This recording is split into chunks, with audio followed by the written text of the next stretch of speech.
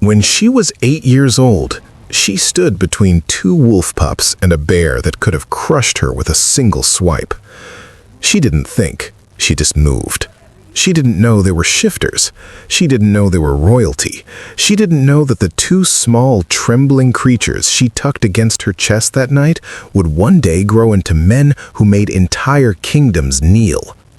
Craig and Clayton grew up beside her, wild, loyal, and achingly close. Her protectors, her best friends, the two boys who smelled like pine and winter and something she never had a word for. But they aren't boys anymore. Now Craig stands like a blade drawn from its sheath, dark, brooding, wrapped in black armor and silver wolf crest, with eyes that have never once looked at Peggy the way a brother would. And Clayton steps close one golden morning, cups her face in his hands and kisses her. And it feels right, like something long overdue. Until Craig comes back. Not the boy she remembered, not the friend she mourned when he disappeared without a goodbye. He comes back as something far larger than that, far darker, far more dangerous. Because Craig isn't just a shifter. He is the Alpha King. He holds the absolute power of the Silver Claw throne, and he has just discovered that his twin brother put his hands on her. And a king who has been silently, furiously in love for 18 years does not share. Prologue. All great love stories have a beginning, and this one starts with a little girl and a lantern and a bear the size of a warhorse. The forest had gone quiet the way it only did when something dangerous was already too close. Peggy felt it before she saw it. That dropped-out stillness, the absence of birdsong, the way the snow seemed to hold its breath. She was 8 years old, walking the tree line behind her cottage, lantern swinging at her side, wool shawl pulled tight against the bite of early winter. She heard the growl first, low, rolling, patient. Then she saw it. The bear was massive, a hulking wall of dark fur and muscle, its breath rising in thick clouds in the frozen air. It stood no more than 20 feet away, and it was not looking at her. Its great head was lowered towards something small and trembling at the base of an oak tree, something half buried in a drift of snow. Two somethings. Peggy squinted, her heart seized. Wolf pups. They were impossibly tiny, barely larger than her two fists pressed together, pressed so tightly against one another they looked like a single shivering bundle. One was dark-furred, near black, with pale eyes that caught the lantern light and blazed with an anger that had no business being in something so small. Even now, even trembling, it held its chin up and bared teeth no bigger than apple seeds at the bear looming over it. The other was lighter, golden brown, soft, its small sides heaving with terrified little pants, its eyes shut, nose pressed into the dark one's flank as if sheer closeness could save them. The bear rumbled again, its paw lifted. Peggy did not think, she did not plan. She simply thrust her lantern forward as high as her arm could reach and screamed, "Hey!" The bear's enormous head swung toward her, slow and deeply irritated, like something that had never once been interrupted in its life. Peggy's knees were shaking so badly she could hear her own heartbeat. Her teeth chattered. Every reasonable part of her brain was producing a very clear and very urgent suggestion that she run. She stepped forward instead. "Go away!" She swung the lantern in a wide, wild arc. "I said go on, get!" The bear's nostrils flared. It regarded her the way large things regarded small, annoying things, with nothing close to fear. She stepped forward again, lantern blazing, voice cracking on the cold air. "Leave them alone!" The bear huffed, a sound like a bellows, hot and enormous. It swung its head once, twice, and then, by some impossible grace, it turned. It lumbered back into the dark between the trees, unhurried, unbothered, as if it had simply changed its mind about dinner. Peggy didn't move for a long moment, lantern still raised, arms still shaking. Then she dropped to her knees in the snow beside the pups. "You're okay," she breathed, reaching toward them slowly. "I've got you. You're okay." The dark one snapped at her immediately, tiny teeth, massive attitude, pale eyes blazing with wounded pride, even as its entire body shook. Peggy laughed, though it came out a little like a sob. "You can be angry with me after you warm up." She reached again, slower this time, palm open. The lighter pup watched her with those eerie, too knowing eyes, weighed her. Then, grudgingly, stiffly, as if it cost him something, it let her scoop it up. The lighter one didn't wait at all. The moment her hand was close enough, it pressed into her with a sound halfway between a whimper and a sigh, burrowing into the crook of her arm like she was something it had been searching for. She gathered them both against her chest and wrapped her shawl around them, one hand cradling each small, impossibly soft head. "Both of you! I've got both of you!" The lighter pup pressed closer. The darker one stopped trembling. She didn't know it then. She had no way of knowing what the next 18 years would bring. The laughter, the growing, the slow and terrible ache of something she couldn't name. She didn't know that the two creatures warming against her heartbeat were not simply lost pups. She didn't know they were princes. She only knew that they were hers now.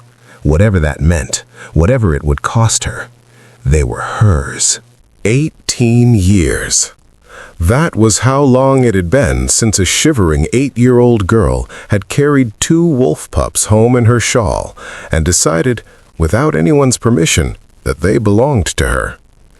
18 years of winters and summers, of scraped knees and shared meals, of 2 boys growing taller and broader and stranger in ways that made Peggy's chest do things she didn't have clean words for.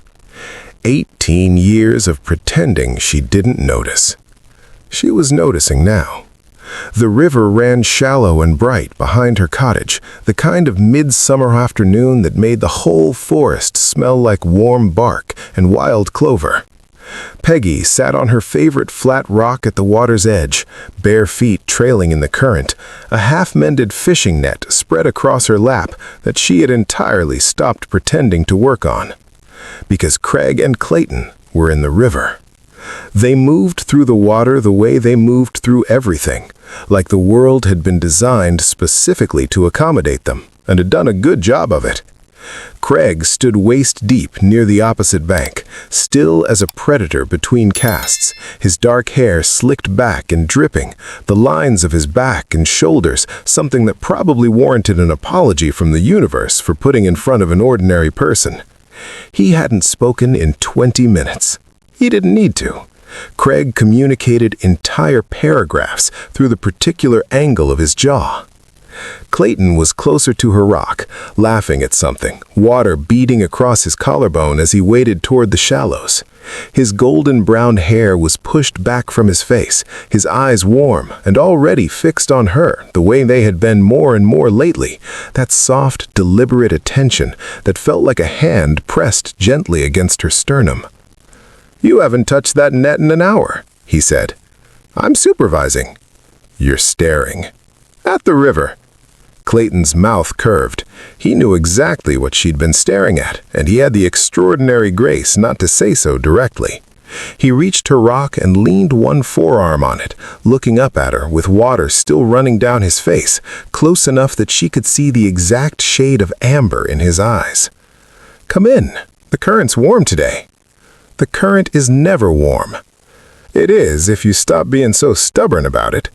She opened her mouth to argue, and then Craig spoke from across the river without turning around. "Leave her." 2 words, flat and absolute, like a door closing. Clayton's expression flickered, something quick and complicated that Peggy had learned to file under the brother thing, the unnamed current that ran between Craig and Clayton that she had never been able to fully read. Clayton straightened, glancing across the water at Craig's back, then back at Peggy. He gave her a small, easy smile that didn't quite reach his eyes and pushed off the rock. Peggy watched Craig. He still hadn't turned. His shoulders were set in that particular way they got when he was grinding something down inside himself. She'd been watching him do that for years. She'd never once asked him what it cost.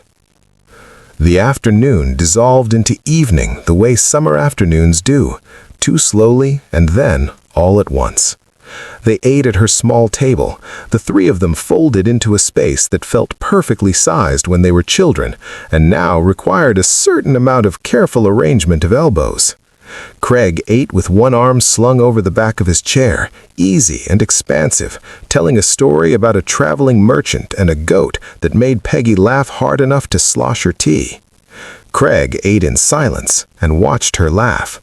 She caught him doing it once, that dark, still gaze fixed on her face with an expression she couldn't name, and he immediately didn't have when her eyes met his. He reached for the bread, took a slow bite, said nothing. She told herself, as she had told herself many times, that it meant nothing. When Clayton stepped outside to bank the fire pit against the night, Craig stayed at the table. He turned his cup between his hands, big hands, scarred across the knuckles in ways she had never been given a proper explanation for, and looked at the grain of the wood. "Things are going to change," he said. Peggy set down her tea. "What kind of things?" "The kind that change." He still wasn't looking at her. "You understand there are parts of our lives you don't know about." She understood it the way you understand a locked room, by the fact of the door. "You've never offered to explain them?" "No." A pause. Something moved through his jaw. "There are reasons for that." "Craig, I need you to be careful." His eyes came up then, and the force of them hit her the way it always did, like stepping unexpectedly into cold water. "When things shift, when it feels like the ground is moving, I need you to be careful." She searched his face. "Are you in danger?" He looked at her for a long moment, long enough that the fire outside crackled twice, and a moth threw itself at the window glass. "Good night, Peggy." He stood, pushed his chair in with quiet precision, and walked out. She sat at the empty table and listened to the sound of the summer night pressing against her windows and tried to decide if she was frightened or simply tired of not knowing what she was supposed to be frightened of. In the morning, Clayton was at her door with a bruised-looking apple and a careful expression. "He's gone," he said. She already knew. She'd heard the hooves before dawn, one set of hooves moving fast, moving north. She'd lain in the dark and listened until the sound disappeared. "When is he coming back?" Clayton turned the apple over in his hand. Something behind his eyes was doing quiet, careful work.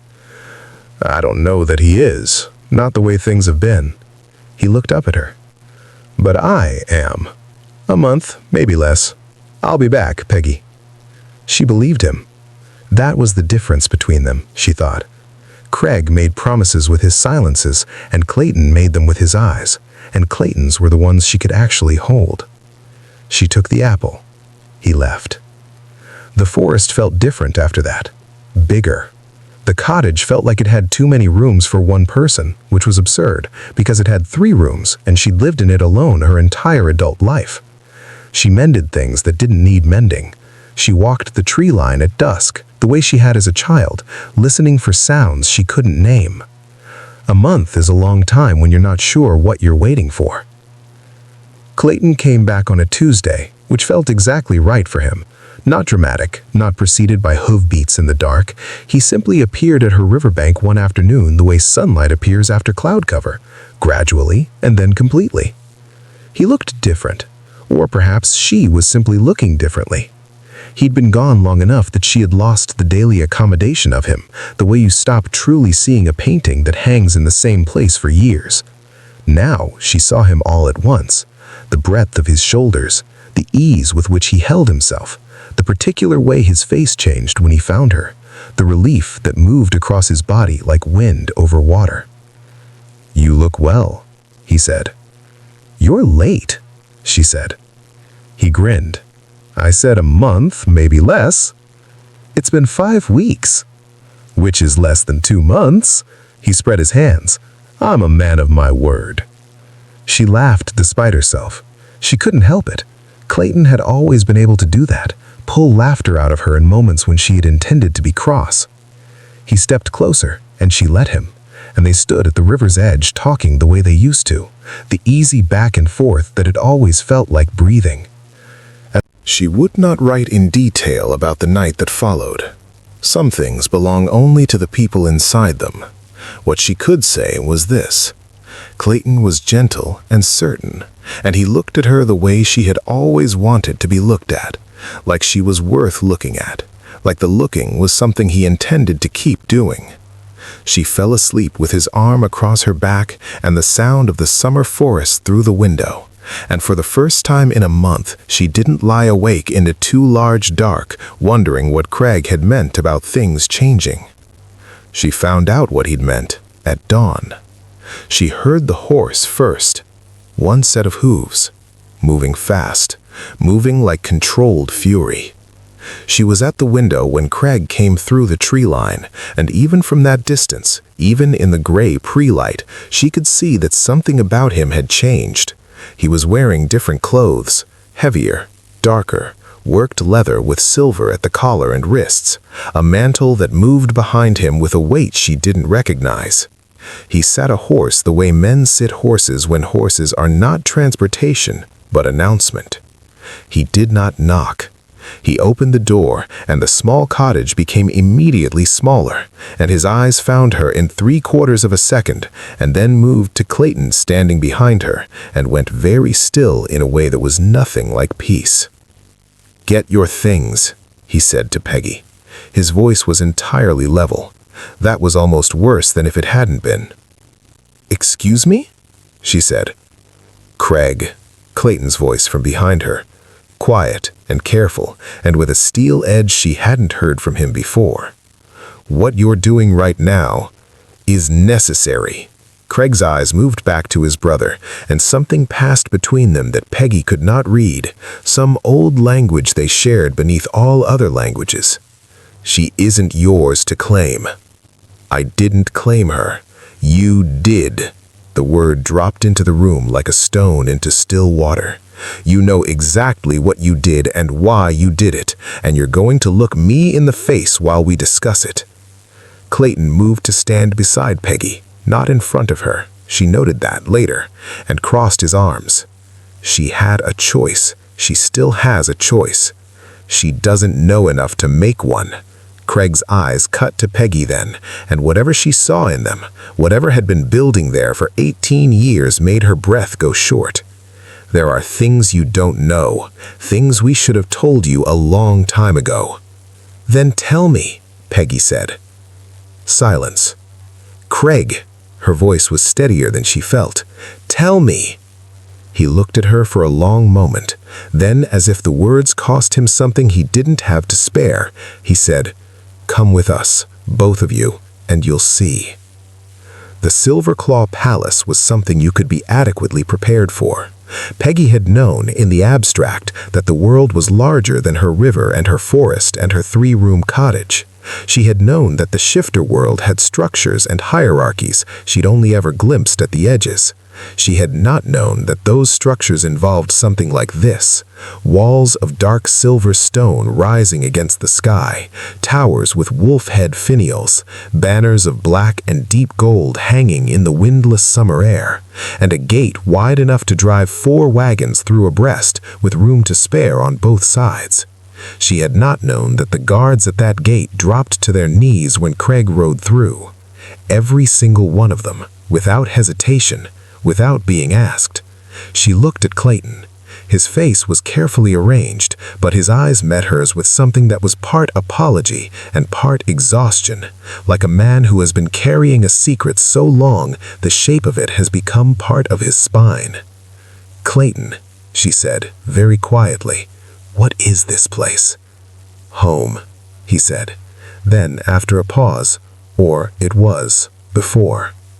They rode into the courtyard, and Craig dismounted and handed off his horse to a boy who looked genuinely terrified, and people moved out of his path the way water moves around a stone dropped into the center of a still pool, not because they were forced to, but because the alternative simply didn't occur to them.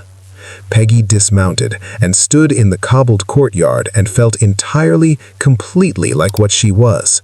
A girl from the forest's edge in a dress she'd mended twice at the hem, with braided hair and no court graces, and absolutely nothing to recommend her to a place like this. A man in formal court. He had known she would. He was already looking back at her, and his expression was the most complicated thing she had ever seen on a human face. Apology and defiance and grief and something else. Something she still didn't have a name for. He had worn it for 18 years, she realized. She simply hadn't known what she was looking at. "I'm sorry," he said, and she believed him, and it didn't help at all. The throne room had the particular quality of spaces designed to make you feel small. High vaulted ceilings, wolf head torches burning cold and silver, a floor of polished dark stone that reflected everything back at you in slightly distorted form. Peggy stood in the middle of it and felt like a candle at the bottom of a well. Clayton stood beside her, close enough that his arm occasionally brushed hers. He was different here. Still warm, still hers in the way he had always been hers, but there was a formality to his shoulders that she had never seen at the riverside. He was performing something. She could see the effort of it. Craig sat on the throne at the far end of the room. He sat it the way he sat everything, with complete, unstudied authority, like the chair had been designed specifically for the angle of his spine. The silver wolf head medallion at his chest caught the torchlight. His hands rested on the armrests and were very still. His eyes, across the length of that enormous room, never left her face. The court assembled around them, nobles and advisors and people whose titles she didn't know, watching her with expressions ranging from polite curiosity to frank assessment, to something that was not quite hostility, but was standing very close to it. Clayton stepped forward. His voice was even and formal, carrying the full length of the room. "I come before the throne to announce my intention to take Peggy of the Forest's Edge as my mate and wife." Silence. The silence of many people deciding simultaneously how to arrange their faces. Craig let it breathe, let it stretch, let it do its work on the room, on Peggy, on Clayton, whose jaw was tight now, whose hands were carefully loose at his sides. Then Craig spoke. "No." One word. Absolute. The sound of a door not just closing, but being sealed. Clayton's entire frame went rigid. "Craig!" "Craig's, the union is not blessed." Craig's voice was measured and flat and carried no heat whatsoever, which was somehow more terrible than anger would have been. "You know this." "What you're doing," Clayton began, "is my right." Craig's eyes returned to Peggy, and something flickered in them for less than a second before the authority closed back over it. "She may stay at court. There will be a period of inquiry. 3 months." "A trial," Peggy said. Her voice came out smaller than she would have liked. "You're putting me on trial." "I'm following procedure." "You're punishing him." The room went very quiet in a different way. Craig looked at her steadily. "I'm following procedure," he said again, and she had the distinct and nauseating impression that they were both right. She had been at the Silver Claw Palace for 6 weeks when she stopped being able to locate herself in mirrors. It wasn't vanity, it was something more unsettling than that, a sense that the woman looking back at her from the tall, silver-edged glass in her chamber was wearing a version of her own face, but it had been rearranged slightly, pressed and smoothed by the court's expectations into a shape that was adjacent to Peggy without being entirely her. The court had opinions about everything.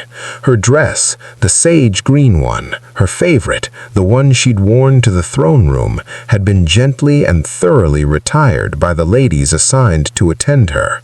She had been given silks. She did not know how to move in silks. They moved for her, trailing and whispering against the stone floors, announcing her arrival in every room before she could decide whether she wanted to arrive. She learned the names of people she didn't trust. She learned to sit correctly and speak carefully and hold her face in arrangements that conveyed interest without opinion, warmth without familiarity, gratitude without desperation. She was an excellent student. She hated herself a little for being one. Clayton visited her every evening. He brought simple things: fruit from the kitchen garden, a book he thought she'd like, the small daily details of himself that were a rope she held in the dark. He was kind in the way he had always been kind, with that steady, golden attention, and she was grateful for it in the way you are grateful for a fire when the surrounding cold is very large. She was grateful. She was not, she was slowly understanding, at peace. Craig did not visit. She saw him at formal dinners, at court assemblies, in corridors when their schedules inconveniently intersected. He was impeccably courteous. He was perfectly distant. He looked at her the way a man looks at a painting in a museum, with appreciation, with appropriate detachment, with no indication whatsoever that he had ever in his life stood in a 3-room cottage and told her to be careful, in a voice that sounded like it cost him everything. She told herself she was not waiting for him to look at her differently. She told herself this frequently and with great conviction, and it continued not to work. The court watched her always. She could feel it. The collective assessment, the endless calibration of whether a forest girl in borrowed silks could possibly be worth the disruption she'd already caused. The women were the sharpest. There was one in particular, tall, dark-haired, with the composed and luminous beauty of someone who had been preparing for a throne her entire life, who managed to make every pleasant exchange feel like the first move in a game Peggy hadn't agreed to play. The woman's name was Vespera, and she smiled at Peggy with all her teeth and all the warmth of a winter river, and she was going to be a problem. Peggy could feel that the way she'd felt the bear in the dark when she was 8, before she saw it, before she heard it, just the dropped-out quality of the air that meant something was already too close. But she was not 8 anymore, and she had, against every reasonable expectation, learned to face things that were larger than her.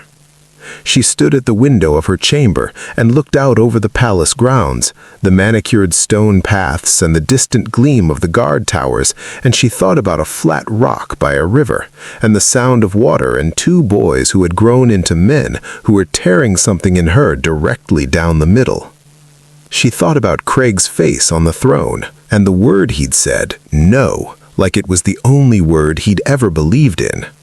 She thought about what Clayton's kiss had felt like, and what Craig's silences felt like, and whether it was possible to be 2 different kinds of homesick at exactly the same time. She pressed her hand flat to the cold glass and breathed. 3 months, the king had said. She had 6 weeks left, and the feeling in her chest, that low, persistent ache of someone standing in a beautiful cage and refusing to call it anything other than what it was, told her that 6 weeks was more than long enough for everything to get worse before it had any chance at all of getting better. The invitation arrived on a Tuesday, written in Vespera's elegant hand on cream paper that smelled faintly of something floral and expensive. A private gathering, it said, A small circle of court ladies, an informal afternoon, a chance for Peggy to find her feeding among women who might become allies rather than observers. The wording was warm. The wording was careful. The wording was, Peggy would later understand, a masterpiece of misdirection. She went because she was tired of being afraid of everything, and because refusing felt like losing, and because 6 weeks of Vespera's smiling patience had worn her caution down to something thin and unreliable. The corridor she was directed to was in the east wing, older, quieter, the torches burning lower and further apart. The court lady who escorted her smiled pleasantly and opened a door and gestured her through, and then was quite suddenly no longer there when Peggy turned around.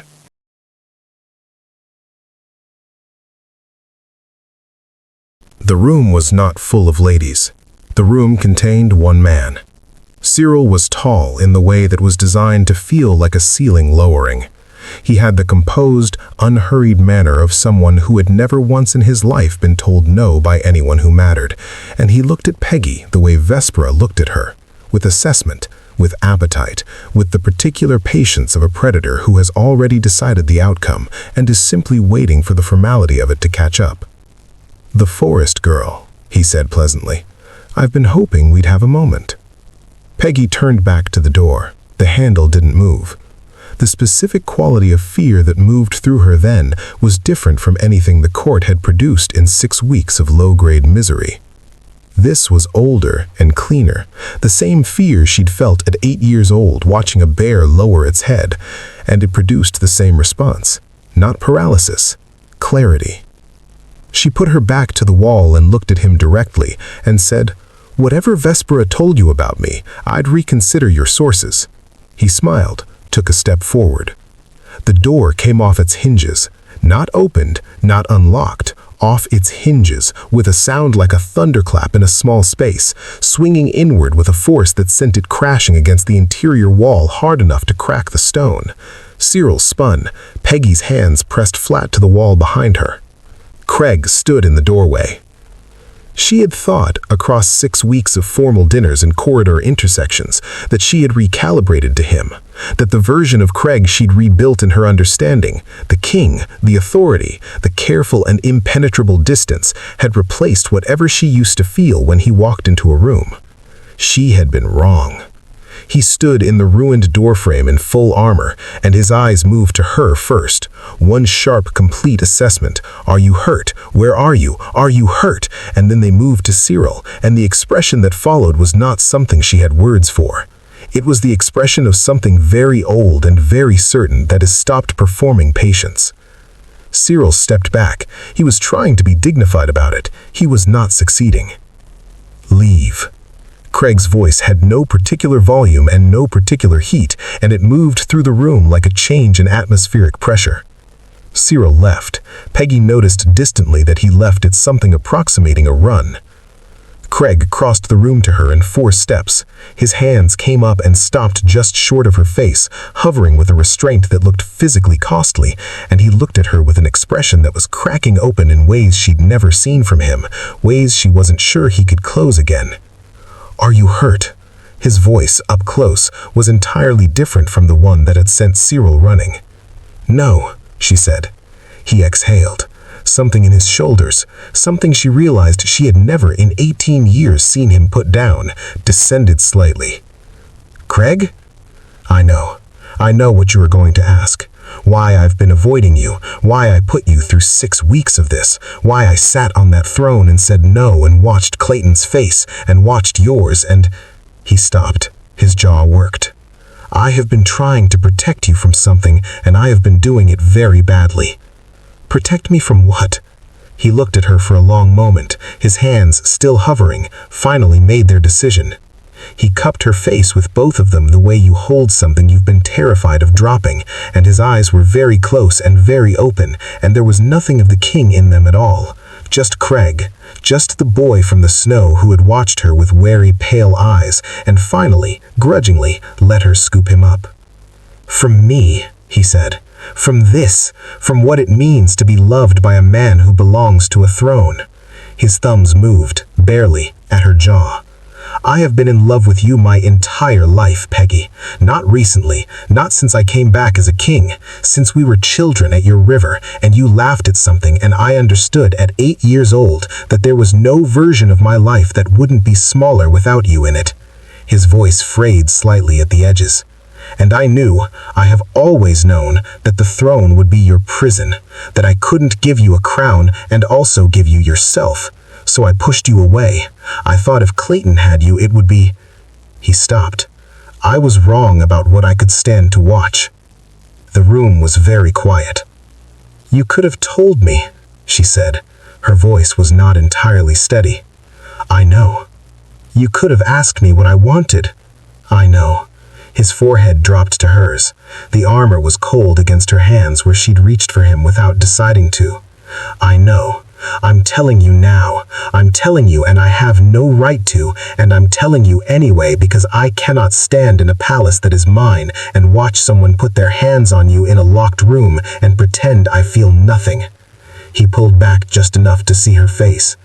I feel everything. I have always felt everything. I just became... She kissed him. She decided it the way she decided to step toward the bear, without planning, with complete certainty, with the knowledge that stepping back was technically possible and simply not something she intended to do. His hands tightened against her face, and he kissed her back with 18 years of suppressed and carefully maintained silence. And it was nothing like Clayton's kiss, which had been warm and golden and like something finally arriving. This was different. This was like something breaking open, like a window she'd forgotten was sealed. When she pulled back, she was breathing differently, and so was he. "This doesn't fix anything," she said. "No," he agreed. "I don't know what I'm doing." "Neither do I." His hands slid from her face slowly, like a concession. "But I needed you to know. Whatever you choose, I needed you to know it wasn't indifference." She stood in the ruined room and looked at him and felt the thing in her chest that had been pulling in 2 directions since Clayton's kiss on the riverbank pull itself directly in half. She told Clayton that evening. Not everything. Not the precise shape of it, not the words Craig had used, not the specific geography of the moment, but enough. She sat across from him in the small garden adjoining her chambers, the summer night pressing warm against them both, and she told him that she had feelings she couldn't organize, and that she was sorry, and that she didn't know how to be honest with him and also protect him. And so she was choosing honesty. Clayton listened. He was very still in the way he was rarely still. The easy expansiveness of him gathered inward. When she finished, he looked at his hands for a long moment. "How long?" he asked. "I don't know that it started," she said carefully. "I think it was always there, and I didn't have a name for it." He nodded slowly. Something behind his eyes was doing the same quiet, careful work she'd seen the morning Craig left, weighing, measuring, arriving at a conclusion it didn't particularly want but couldn't argue with. "I love you," he said simply. "That hasn't moved." "Clayton." "I'm not asking you to fix it." His eyes came up. "I'm asking you to stay. Not for the crown, not for the court. Just stay. Choose the shore you can see, Peggy.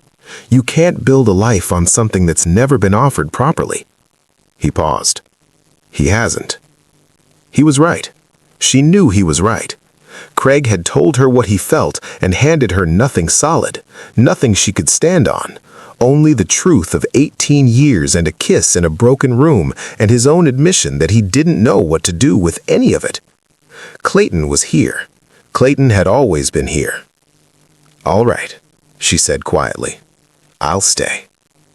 He reached across and took her hand, and she let him, and the night settled around them with the particular weight of a decision that was right and not enough, and the only available option all at once. 3 days later, the border war began. It came without the drama she might have expected from something called a war. No single catastrophic announcement, no sky-darkening moment of before and after. Just a series of dispatches arriving in quicker succession, voices in corridors dropping lower and moving faster. The guard presence at the palace gates doubling and then doubling again. Clayton was pulled into council chambers for hours at a stretch and emerged looking older each time. Craig disappeared entirely. Not the cultivated absence of the past 6 weeks, but a real one. The palace settling into a different shape around the space where he had been. She heard he had ridden to the border himself.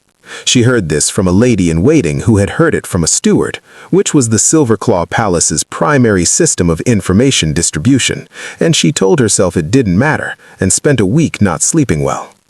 The court contracted around its fear. The grand dinners became smaller. The music stopped. The elaborate performances of normalcy that palace life required became too costly to maintain. Peggy found herself strangely more comfortable in this stripped-down version of the place. The silk still rustled when she walked, but there were fewer people watching her do it, and the women who remained were occupied with their own fear and left hers alone. Vespera disappeared from court entirely. She noted this without surprise and filed it away under things she would think about later. The army came back on Thursday morning, 6 weeks after it had left. Peggy was in the upper garden when she heard the gates. She went to the parapet wall without deciding to and looked down at the returning column. The horses, the soldiers, the particular exhausted silence of people who have been somewhere terrible and come back changed by the shape of it. She scanned for Craig's black horse, for his dark mantle, for the silver wolf medallion at his chest. She saw Clayton, near the front of the column, upright, alive, his face drawn. She gripped the stone wall and stood very still and felt the world rearrange itself around a central absence. Clayton told her himself an hour later in her chamber, with the door closed and his hands folded and his eyes on her face with a grief in them that was entirely real. Craig had ridden into an encirclement at the northern pass. He had ridden in knowing what it was. He had done it to break the enemy's formation and end the engagement, and it had worked. The war was over, the border held, and no one who had seen it had come back with him. She sat with that for a long time. She did not cry in front of Clayton. She held herself together with the same stubborn precision she had held a lantern up to a bear. And when Clayton reached for her, she let him hold her and stared at the middle distance and felt something in her that she had never given a proper name to go very, very quiet. The coronation was 6 weeks after that. Clayton stood in the great hall in formal robes of black and deep gold, and the crown, the silver claw crown, heavy and cold and ancient, was placed on his head by the high elder of the court. And he bore the weight of it with a grace that surprised her, actually. She had always thought of Clayton as the lighter one, the warmer one, the one who deflected and charmed his way through things. But standing there, with the throne at his back and the court kneeling before him, she saw something in his face that she recognized from Craig. That same quality of a person who has always known what was required of them and has simply been waiting for the moment to arrive. He would be a good king. She was certain of that with an ease that told her it had always been true. She stood in her place in the formal arrangement of the ceremony and wore the silk they had given her. Ivory this time, court bride pale, embroidered at the hem with silver wolf head motifs, and felt it whisper against the stone floor and thought about how she had stopped mending fishing nets. She thought about how she had not been to the river in months. She thought about the specific sound of water over flat rock on a warm afternoon, and bare feet in a current that was never warm no matter what Clayton said, and the smell of pine and clover, and something wild that she had been breathing her entire life until 6 weeks turned into 3 months, and 3 months turned into this ivory silk and this stone floor and this future that fit her the way borrowed clothes fit, adequately, and not at all. Clayton found her afterward in the corridor outside the hall. He had removed the crown, she noticed the moment ceremony permitted it. He held it at his side like an object he was already accustomed to setting down. "You're leaving," he said. She hadn't said it yet. She realized she didn't need to. "I can't be a queen of silk. I've been trying to... I've been trying to become someone who could, and I think I knew 6 weeks ago that it wasn't working, and I kept trying anyway because I thought wanting it hard enough might make it true." "I know," he said. He looked at her with that amber-eyed steadiness, and there was grief in it, yes, but there was also something else, a settled quality, like a man who has arrived somewhere he expected to arrive and is making his peace with the landscape. "You belong to the wild." His voice was gentle. "You always have. I just wanted very badly to be the person who got to keep you." He reached into his coat and produced a folded piece of paper, worn at the creases as if it had been handled many times. He held it out to her. She took it. "The Northern Lakes," he said. "There's a cabin, new built. Someone put it up before the war." He met her eyes. "I think you should go." She looked at him for a long moment. "Clayton, what do you know?" His mouth curved, not the charming, easy grin she'd grown up with, but something quieter and more honest underneath it. "I know that my brother was the best tactician this kingdom has ever produced, and I know that an encirclement at the northern pass has 2 exits, and I know that Craig would have known that before he rode in." He paused. "And I know that the grave they showed me was empty." The corridor held its breath. "Go," he said softly. "Go find what belongs to you." She rose on her toes and kissed his cheek, and he stood very still and let her, and when she stepped back, his eyes were bright, but his face was steady. "You'll be a good king," she said. "I know," he said, and the smile that followed was entirely real. "Go." She left before dawn, not in silk, in her own things, retrieved from the back of the wardrobe where she'd folded them months ago with the private conviction that she would need them again. The sage green dress, worn soft at the elbows, her own boots broken into the shape of her feet, her shawl. She felt herself return to herself incrementally as she rode north, as the manicured palace grounds gave way to farmland, and farmland gave way to forest, and forest thickened and deepened around her until it was the proper dark of real trees and not ornamental ones. The smell changed. Pine came back. Cold came back. The particular quality of silence that is not silence at all, but everything that silence is made of. Wind in needles, water somewhere below. The small business of a living forest doing what forests do. She rode for 2 days, following Clayton's map with the careful attention she'd once given to tracking animals through winter snow. The northern lakes appeared on the second afternoon, a chain of them, the water so clear and cold it looked like something rendered rather than real, rimmed with dark pines and a sky the particular blue of high altitude and late autumn. The cabin was at the far edge of the second lake. New wood, still pale, with a stone chimney and a covered porch and a single window on the south-facing wall. Smoke was rising from the chimney. She stopped her horse at the tree line. Her heart was performing a function that was somewhat in excess of what riding required. She dismounted. She tied the horse. She walked across the open ground to the porch with her boots crunching in the thin layer of frost and her hands entirely steady in a way that had nothing to do with calm and everything to do with a decision already made so deep in herself that her body had simply accepted it. She opened the door. Craig was standing at the fire, his back to her, in plain clothes, no armor, no mantle, no silver wolf medallion. Dark trousers and a worn shirt with the sleeves pushed up. His hair was longer, loose around his shoulders. He was thinner than she'd remembered. He turned when he heard the door the way people turn when they've been waiting for a specific sound in particular and have heard it. He looked at her. She looked at him. He looked, she thought, like someone who had put down something enormously heavy and was still learning what it felt like to stand without it. He looked like Craig, not the king, not the armored authority, not the brooding presence at the end of a throne room, just Craig, with his pale eyes and his scarred hands and the expression he'd only ever let her see in unguarded moments, which was now simply his face. "You found it," he said. His voice was different here, lower, less performed. Clayton's map was very detailed. He's thorough when he wants to be.